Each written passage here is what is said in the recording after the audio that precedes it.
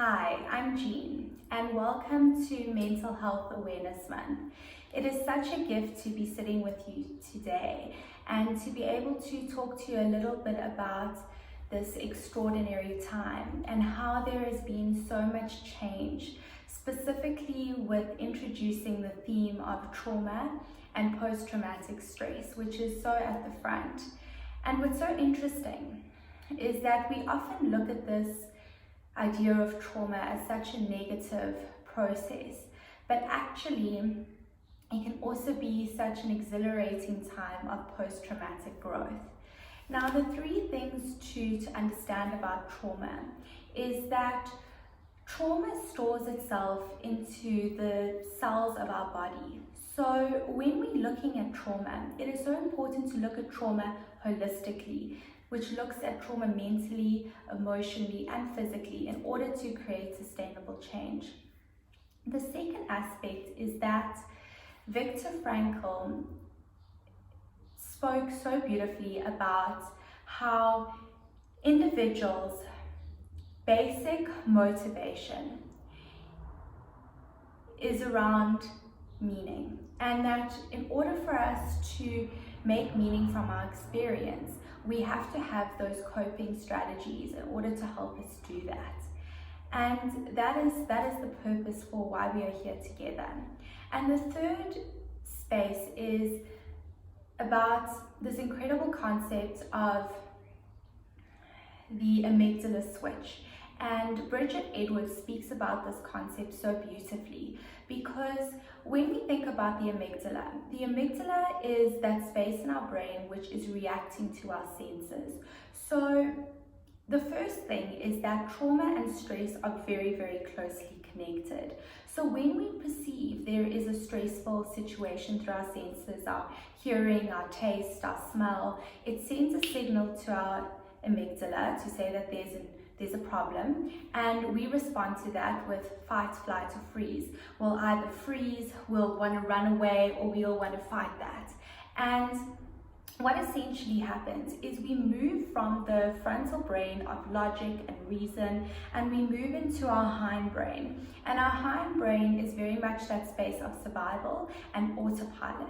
And South Africa being such a highly traumatized society, we are often in that survival autopilot mode. So the most important thing is through these techniques that I'm going to be sharing with you today, it's about moving from that hindbrain of autopilot survival into the awareness and into relaxation. Okay, so the first technique that I would like to share with you today is alternate nostril breathing.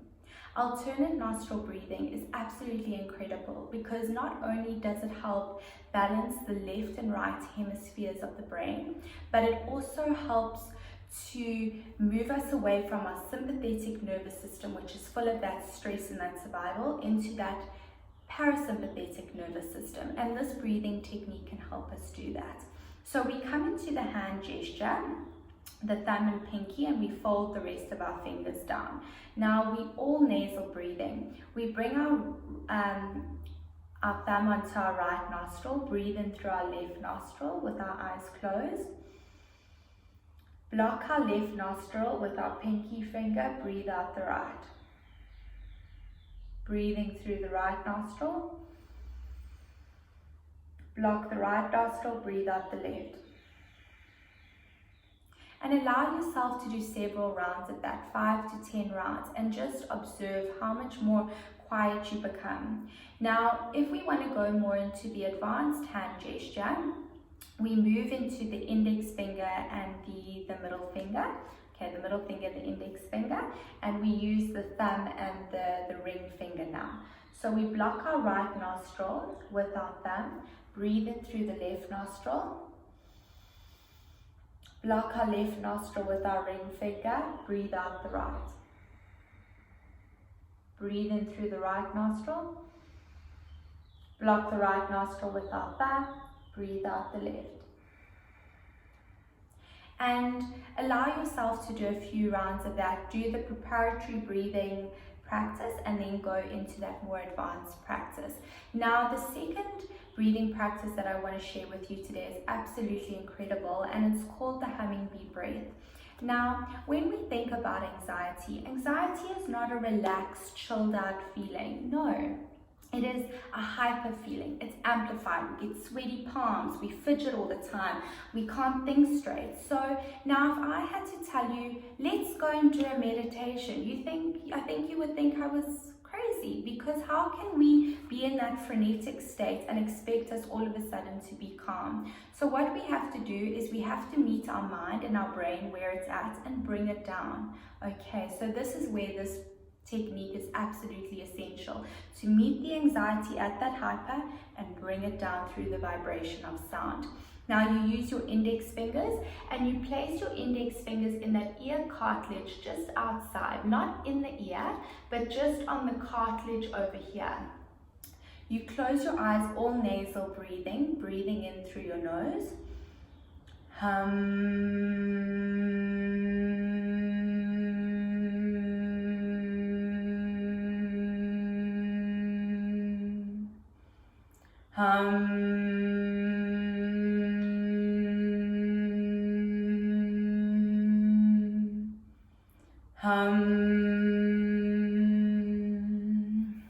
And you would continue that, do 5 to 10 rounds of that. And the final breathing practice that I would like to share with you today is abdominal breathing. Now, abdominal breathing is absolutely incredible to do for yourself, but also incredible to do with children. And it is one of the most fundamental things that you can teach your child, is how to breathe properly. Because often when we get stressed, we breathe in our chest, we don't even breathe properly. We don't know. We breathe all nasal breathing into our abdomen. Now imagine as if you are expanding a balloon in your belly and then you're bringing it down. So I'll demonstrate breathing in through your nose, expand your belly out, breathing out. Now we're going to combine this breathing practice with an excellent posture known as the posture is known as the straight jacket pose, okay? And this helps to really preserve our energy that we have been accumulating for ourselves to relax, and this really helps us to bring our energy down. And it's the posture is that you would be sitting in your cross-legged position, interlace your hands, and you would be lying down. Now when you do these breathing practices, you can be sitting on a chair, on your bed, whatever feels the most comfortable. If cross-legged feels comfortable, do that, but listen to your body. Okay, so I'm going to demonstrate this breathing practice, and it's incredible with kids to use little props so that they can really feel when they breathe in, wow, mom or dad, I feel this, my belly's coming up, I'm feeling it go back down. So that can be a really incredible tool for children as well. So I'll demonstrate. So your legs are crossed. Perfect. You're lying down. You're interlacing your hands on your belly and your ear is over here. Breathing in through your nose. Expanding ear coming up. Breathing out. Coming down. Breathing in, blowing the balloon up. Breathing out. And you allow yourself to move through a few of those processes, and that is extremely powerful. Now, moving forward, the invitation is to do these techniques for 5 to 10 minutes a day, and you will notice that just with those 3 breathing practices and that one posture, how you are able to build your internal support systems, because that is the fundamental foundation for working with trauma, is to develop support systems. And this is how you can start developing your own support systems, coupled with making meaning with your experience. Thank you so much for sharing this time with me, and it was absolutely incredible to give you these techniques. Thank you. Bye.